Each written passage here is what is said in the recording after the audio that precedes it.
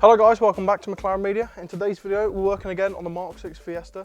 We're going to be replacing the lower control arm and especially the ball joint. So let's jump in.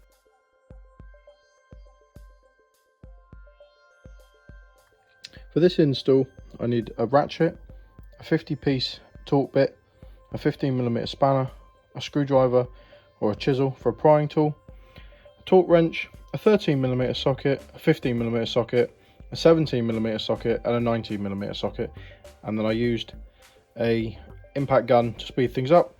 Of course a trolley jack and axle stands are also required. First step, slack off the bolts and jack up the car. Secure with an axle stand, then use the 19mm to remove the bolts and stick the tyre under the car for an extra layer of safety. Lower control arms on any car are an extremely important component. Without them, your wheels would simply shake around until they fell off. So making sure the ball joints and bushes are in good working order is paramount. They can make the steering stiff, vibration at high speed, and also in some cases completely seize up altogether, making steering virtually impossible. Mine have been mentioned on the last 3 MOTs, so it's finally time to change them out. First step, use the torque 50 bit and a 17mm socket.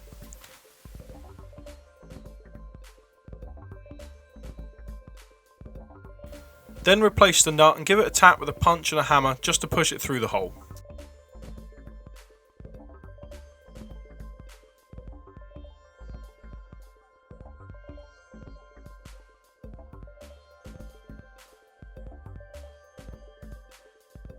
Then using a 15mm spanner and a 17mm socket, take off the first inner bolt and nut.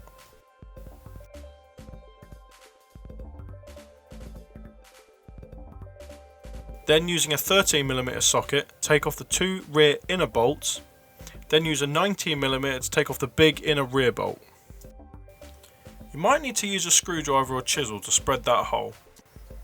Then use a chisel to pry out the inner rear joint area.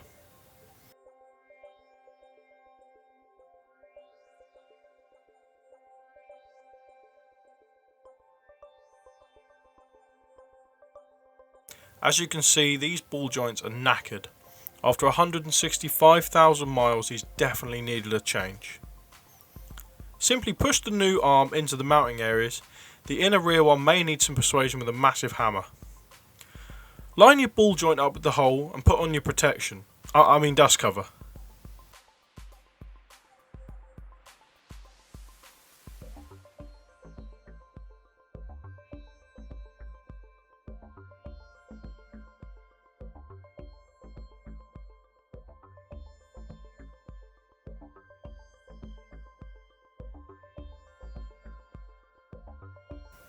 Might find it a bit tight, but give it a tap with a hammer and it should fit in nicely.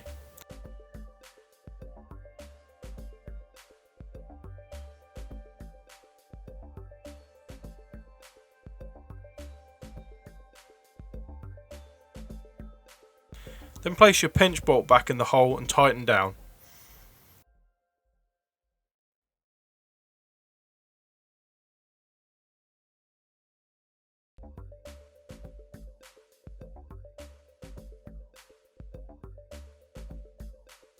Replace the inner rear bolts and the inner front bolt.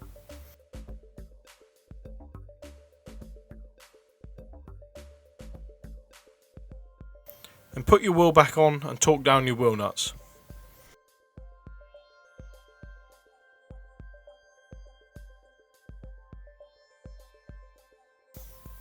So guys, I just want to round the video off by doing a little outro here, because I didn't do one when I was out actually working on the car, and there's a reason for that.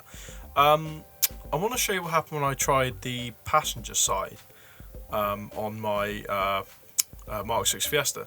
So I went to do the lower control arm change, and everything was going quite well, because I could get the bolts off of the inner side and the steering rack and the strut for the suspension.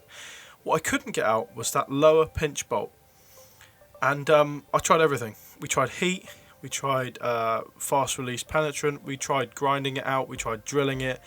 It simply was so seized that we had no other option but to go and buy another hub and effectively attach the new control arm to that hub and then fit that onto the car, which was perfectly good. We went to the scrapyard, local scrapyard, got one, 30 quid, didn't break the bank or anything.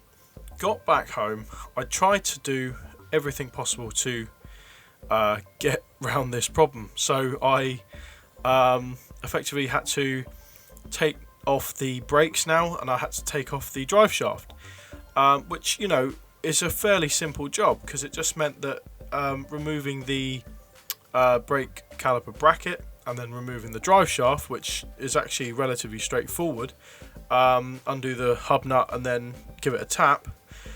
Turns out that drive shaft was so badly seized into the hub as well, not even a sledgehammer could remove it. I'm putting on screen now what this entire piece looks like. So effectively what you're looking at here is the drive shaft, the hub, and the lower control arm all still attached together. That's effectively what I had to pull off the car.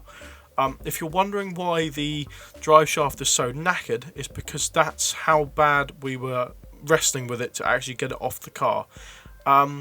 So really what I want to say is, when you're working on older cars, I keep forgetting to remind myself that things do not go smoothly.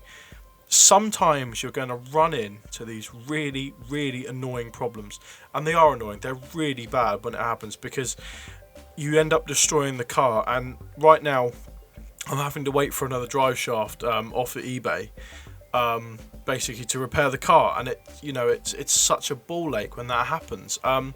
But when you're bearing in mind the car's on 165,000 miles and it's never been changed, and all that time that ball joint's been vibrating that hub, you can imagine that movement is, minutely over time, it's probably completely warped and destroyed the internal workings of it, and it's just seized it together. So just bear that in mind when you're working on cars, guys. Sometimes they don't go as well as you hope. They get annoying, they get frustrating. I hate and love cars at the same time for that exact reason, but at the end of the day, it's all a learning curve, and that's what these videos are for. Give it a go yourself. I'm no way, shape or form a mechanic. I don't have that massive array of knowledge. I definitely do not have the massive array of tools that a lot of mechanics would have. But overall, guys, yeah, that's basically what happened on the passenger side. So just bear that in mind if you're ever having to go on these things. If the car's high mileage, it's going to have problems. It's going to be rusty. It's going to be sticky. But, take your time, be careful, and remember, there's a wealth of knowledge out there. Just find it, go out there and do it yourself, and just, always dive in and give these things a go, because you get the absolute satisfaction when you've done it, that you've done it yourself. But that's me signing off in this video, guys. I hope you enjoyed it. I hope you actually found the lower control arm install helpful. If you want to give it a go yourself, then that's fine. But as always, guys, don't forget to hit that like button. Don't forget to subscribe, because it really helps the channel, and I will see you in my next video.